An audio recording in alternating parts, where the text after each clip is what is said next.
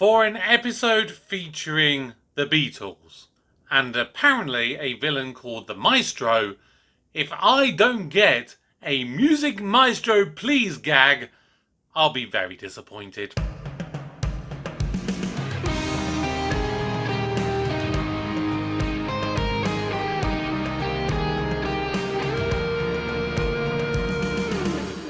Hello everybody, welcome back to the channel. My name's Kevin, I'm a geek, you are watching Kevin the Geek, and today we're checking out the second episode of the newest series of Doctor Who. This is series 14/series 1, whichever way you want to look at it. I've done loads of Doctor Who reactions, rankings, reviews, loads of different stuff, and of course non-Doctor Who related stuff. So if you are new, please do subscribe, turn on notifications, all the usual bits and bobs.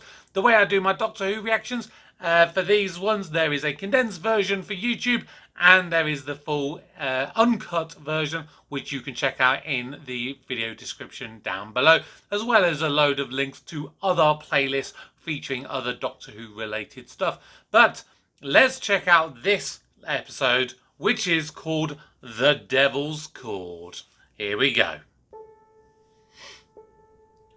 1925. And we have a tune. I think that's Three Blind Mice, if I remember rightly. There is one thing you might like. It's called the Devil's Chord. Oh, roll credits. It was banned by the church in medieval times in case it allows the devil to enter the room.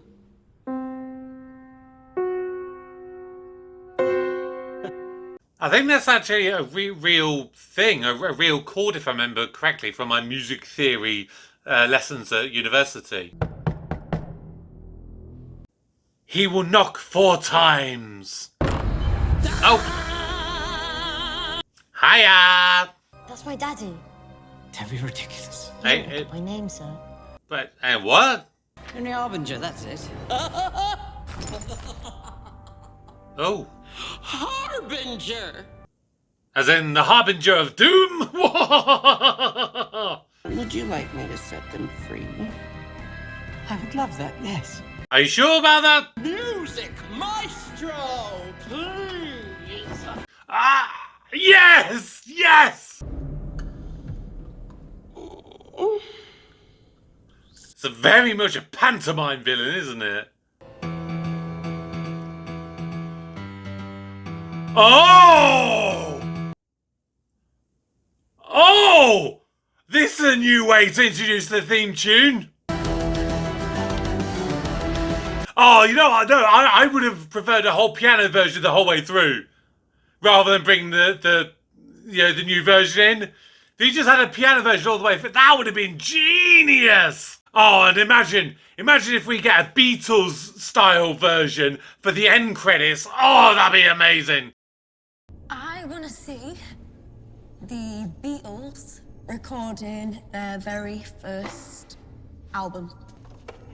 Seriously. What's that look on his face for like that? What's wrong with seeing the Beatles?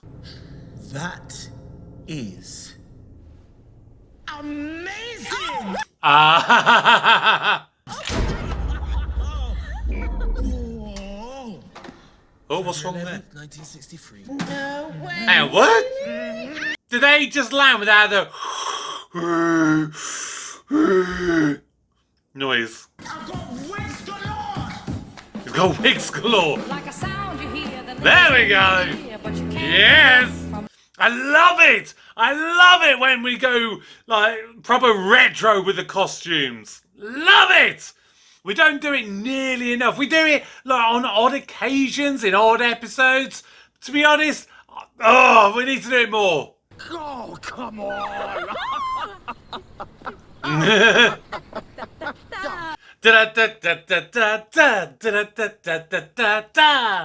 And how do we get in? Janet said we could take over, so you can have 10 minutes off. Yeah, there's always a Janet. And everyone wants a cuppa. I thought they were going to break out the psychic paper again. We haven't seen that in a little while. Do you want anything? I'm all right for now. Maybe something stronger later on. What do you think, John? Oh, here we go. Lad. The Beatles. I'd be surprised if we get any actual Beatles music in there, because I know it's quite expensive to license. I've got a dog, he's called Fred. My dog is alive, he's not dead.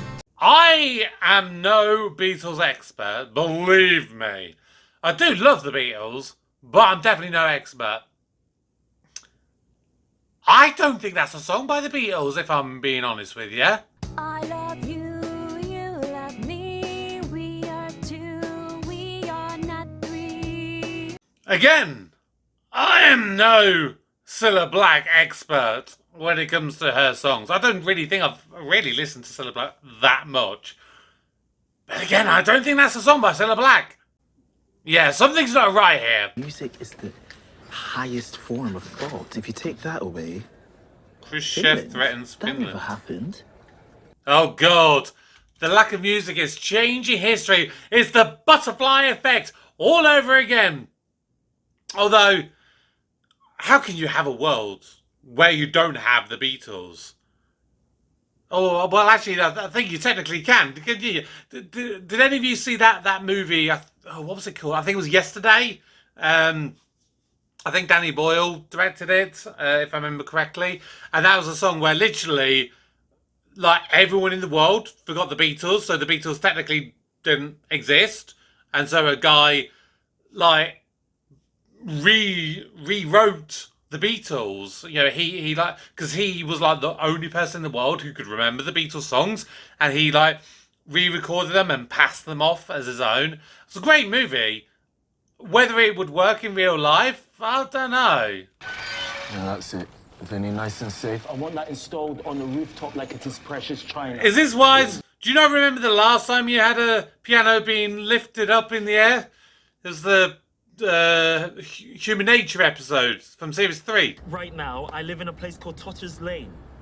1963, I parked the TARDIS in a junkyard, and I lived there with my granddaughter Susan. Oh! Genocide rolled across time and space like a great big cellular explosion. Maybe it killed her too.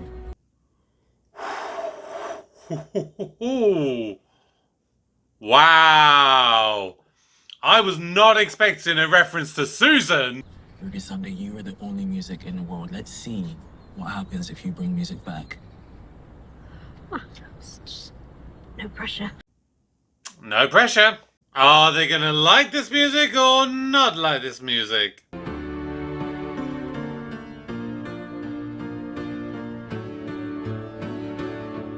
Oh, she seems to like it. She likes it. I love a bit of fake crying. Oh, here we go. Oh! Oh! Oh! That was the toy maker. That was the toy maker's giggle. From the giggle.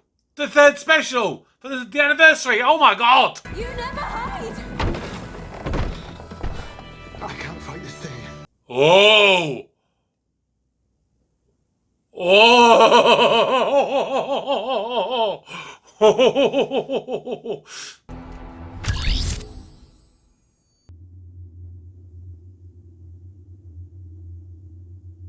Oh!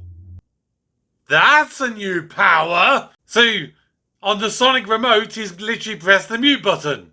Because that's the thing, it's not a Sonic screwdriver, it's a Sonic remote. Uh-oh. Bye-bye, old lady! So long, farewell, auf Wiedersehen, adieu. He warned me. He said my legions are coming. Oh, yeah. The world did not end in 1963. Time can be rewritten, as we always say. Again, is that it? Is that all we get now? Aha! Time has been rewritten.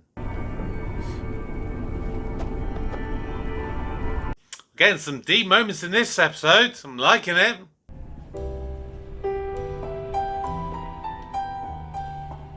That's a sudden shift in tone. Daddy was so mean, Daddy was so tough, Daddy me, and that was quite enough. And every song that goes unsung feeds me. Feed me, Seymour. Feed me all night long. established the rules of fair play. One thing that he would never do is cheat. So I have a right to know. That was one hell of a scene. And if I've understood that correctly, which I may not have done, because that was a lot of information thrown at you in a very short period of time. So the toy maker, like, he apparently has children, whether they're his actual children or if it's like Thanos in Avengers going, you know, the children of Thanos. But so the toy maker was like the master of games. This is like the master of music. So is there going to be other masters of other things? I don't know. Yes, so possibly. The only thing I can do is take us back to 1963. Oh, or destroy the TARDIS. Clearly, that will do it. Okay, but don't need to be a genius.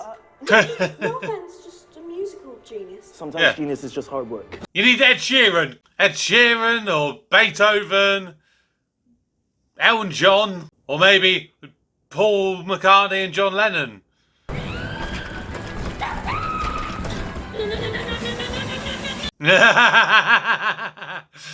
It's quite cheesy, that. There's a hidden song deep inside our soul. What do you mean, a hidden song? What is it? Oh, Carol of the Bells again! What is this? Christmas. And Music snow was playing the again! night that she was born. Huh? Seriously, huh? On the night of her birth. He can't have been there. Who's he? So is this another change in the memory? Because that's what they said last time. Do you know what this is? It's a piano. Music battle. Music battle.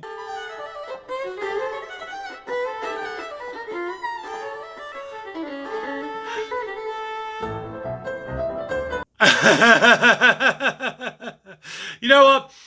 I think that this episode may have stolen a couple of ideas from Doctor Strange in the Multiverse of Madness. Sorry to keep harping on. Oh my god! God, this is definitely a pantomime villain, isn't it? Stop harping on. Well, you can't do that. We need you. What for? I'm not good at anything. If John Lennon could just see those notes in the air and he's trying to play them, that doesn't make sense to me. Because if I remember correctly, I don't think any of the Beatles could actually read music.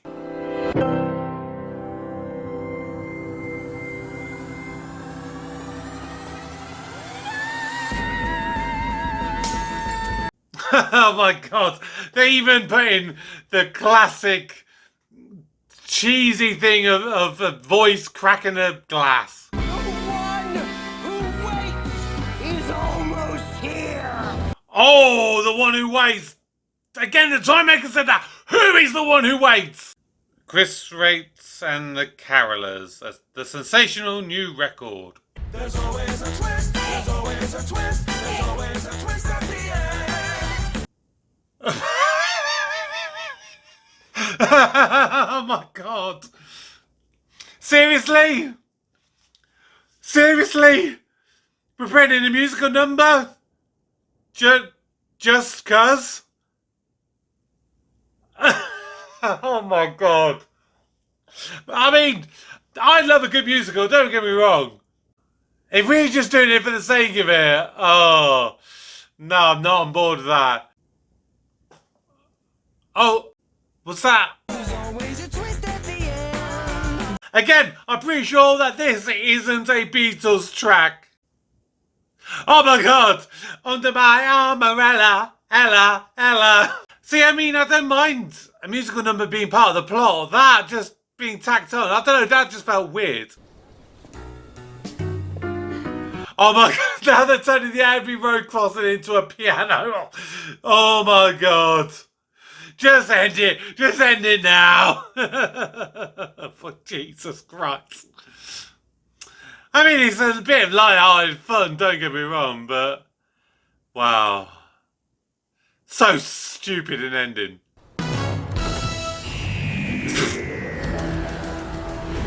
Oh no, we're not checking out next times. We're not checking out next times. Are there any end credit stuff though? No. And annoyingly, we haven't got a beta style ending to the theme tune. That would have been so cool if we'd had that. Right. There was a lot in that. A lot. You're gonna need to give me a few moments. I'm gonna need to gather my thoughts. This won't be like last week. I just go steamrolling into my post-reaction thoughts. I actually need to think this over a little bit. So I'll be back in just a moment. A few moments later. Okay, so there was a lot in that episode. You know what? I think on one hand, I think that this should have been the first episode of the series. Yet at the same time, I think it was good that it was pushed back to the second episode because of the links back to the Toymaker from The Giggle, you know, the third of the three specials featuring the 14th Doctor with David Tennant's return, which was, of course, was the one that introduced Ncuti Gatwa as the 15th Doctor. I think having it as the opener, it may have felt that it was a little bit too close to that episode being literally 2 episodes later, and of course with the Carol of the Bells, which kind of featured in the end of multiple times within the Church on Ruby Road. Again, I think that may have been a little bit too close, even though there'd be months and months between them all. But last week when I did my reaction to Space Babies, I wasn't quite sure what to think. Having had a little bit of time to reflect on it, it wasn't a great opener to the series. But then again, at the same time, I think you've got to argue that very rarely has Russell T Davies ever delivered like a truly great opening episode. They've always been a little bit mixed, a little bit here and there. This episode, though, is really strong. And I am a big fan of musicals in general. I am a big fan of music playing a key role in a story, because I've said it numerous times that I am a big fan of when music done well will really elevate a TV show or a movie or a video game or a scene of something if it's done right. I think the musical at the end, that whole musical number with There's Always a Twist at the end, I think if Doctor Who is going to have a musical number, I would rather it be done as part of the plot. Personally, from a personal point of view. It's why I really don't like High School Musical. And no offense to people who grew up liking that, I really hated it. And I really did like Glee, because Glee as a show took songs but used it as part of a plot. For the majority of the time, there were good moments here and there, but I did like what they did with it in a lot of instances. Even things like, I never really watched the majority of the show, but I did watch, for example, the musical episode of the sitcom Scrubs, which I love the fact that the people behind the music of that are the people behind the musical Avenue Q, which is a show that I'm a big fan of. And you know, again, it wasn't doing, well, I mean, it kind of was doing a musical to say, hey, let's do a musical episode of Scrubs.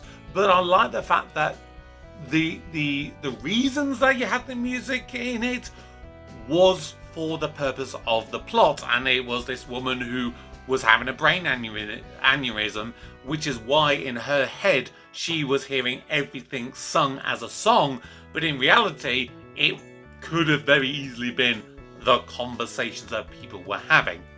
And that's why I kind of like that. There's some elements of that final musical number that it's just like, hey, it's a fun little way to do a song at the end of a musical episode.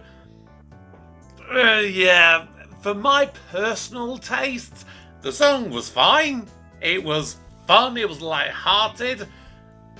But I would have preferred it if they'd done it as part of a plot, and maybe in the same way that they did at the end of the Tenacious D movie, The Pick of Destiny, where it was like, it was a musical battle, and that's why they've got that part of it in. You know, yeah, that's where I maybe have a slight issue and a slight nitpick, but that, again, is, I think, my personal taste. I know that there's going to be some people who really hated it, and there's going to be some people who absolutely loved it, and that's fine. You're never going to get people who love or hate exactly the same thing in any form of media, whether it be Doctor Who or whether it be something else. The Maestro, I think it's quite clear that it's not the Master after that. I mean, we could be wrong, and we could have the rug pulled out from underneath us, but it has a link back to the Toymaker, and it seems to suggest that we're going to potentially see more throughout this series. I wonder if we will ever get, you know, maybe Maestro themselves come back, whether the Toymaker himself comes back. Because I said it when I did my reaction to the Eel, I really hope that that's not the end for the Toymaker, and in particular the version that was portrayed so brilliantly by Neil Patrick Harris. And I wonder if we're going to get any more musical themed villains within this. I mean, I think the story, I think it was a clever way of getting around the very expensive cost it would have been to have any kind of the Beatles music within the show. If I remember rightly, I think I read an article where, like, a single use of a track of the Beatles to license it out, we're talking like 6 figures to get the rights to have a piece of the Beatles music. So it makes sense that they would do it, that you have a story where music kind of gets taken away from the world. But again, if I have to have a nitpick, one thing that is quite famous about the Beatles is the fact that they actually couldn't really read music. So the idea that they would see these musical notes and they kind of would then just know what kind of chords and stuff to play, again, it's a little bit loosey-goosey, if I'm to be completely honest. And if I have to say one more thing about this episode, I would say that the dynamic between Ruby and the Doctor, I'm really loving. I'm loving how fun they're being in all 3 of the episodes that we've had so far. But the one thing that I've been a bit unsure of from the first 2 episodes is, can the Doctor, or rather specifically, can Ncuti Gatwa portray the deeper and the darker stuff when it needs to happen? Because we kind of have had glimpses of it within the first 2 episodes, but that was all it was. It was just glimpses. But I think in this episode, he's really shown that he really can show the deep emotional range which is required of the Doctor at times. I'm not going to say too much more at this stage. Of course, in the future, I will do a full, proper review of this episode once I eventually get through all the other reviews. But as an initial thought, I enjoyed it. And I will say, I love that they actually gave a cameo to Murray Gold. I had to double check because it was the guy playing on the piano towards the end. When I saw it, I was thinking, I'm pretty sure that's Murray Gold, but I didn't want to say it out loud in case I was wrong. But it was actually him. So yay for me for spotting that.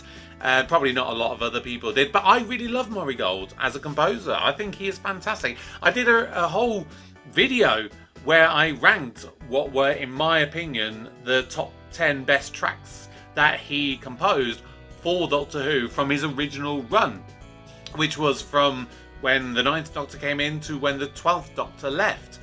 And please do check that out, because there are some great musical tracks on that. But yeah, this was a strong episode. And I am now looking forward to what we get for the rest of the show, the rest of the series. I think it's very plainly clear where we're going with this series now. It is surrounding the whole mystery of Ruby and her origins. There's a lot of stuff calling back to the early years, specifically with the First Doctor and those early adventures.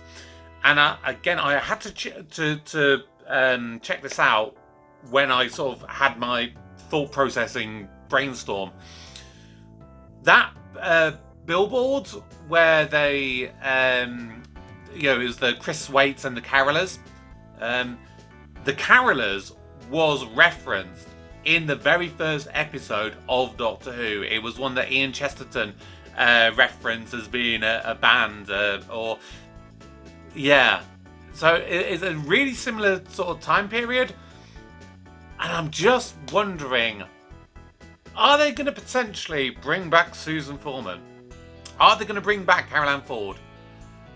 Because I did a bit of digging, and apparently she was one that was done in a poll saying, which classic companion would they like to see be brought back, and apparently one of the biggest ones was Susan Foreman. And she responded and apparently said she'd be well up for coming back into Doctor Who. Because the last time that she's appeared on the show, after she left in, I think it was 1964, she did come back in the 5th Doctor's, which was the...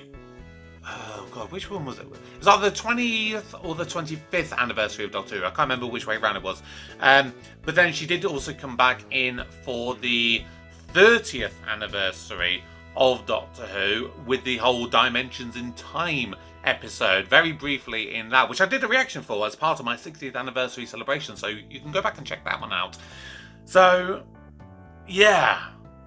At this moment in time, that's the only one I'm thinking, yeah, maybe she might come back. Or maybe they'll bring back Susan, but with a different actress, and maybe it will be a whole regeneration thing. I don't know. I really don't know. But yeah, that is going to round up my reaction and my sort of post-thoughts ramble for this episode. Join me next week for the 3rd episode, which I can't remember actually. What's the 3rd episode? Hang on. A few moments later. Oh, it's Boom. Oh, and this is the Stephen Moffat written episode. So that's going to be interesting. That is going to be really good. And, I basically just had a video crop up saying, Doctor Who, early reviews, critics praise it. Cool, there we go. That's, in a way, maybe a spoiler, but yeah, I'm looking forward to that one now. So stay tuned for me next week when I check out Boom. So, thank you very much if you have stuck with me to this point. Don't forget to subscribe if you are new. Got loads of different Doctor Who related stuff on the channel. I've got loads of other non-Doctor Who related stuff as well. that's going to do it for today. Thank you very much. For now, my name is Kevin. I am a geek, and you have been watching Kevin the Geek. Goodbye.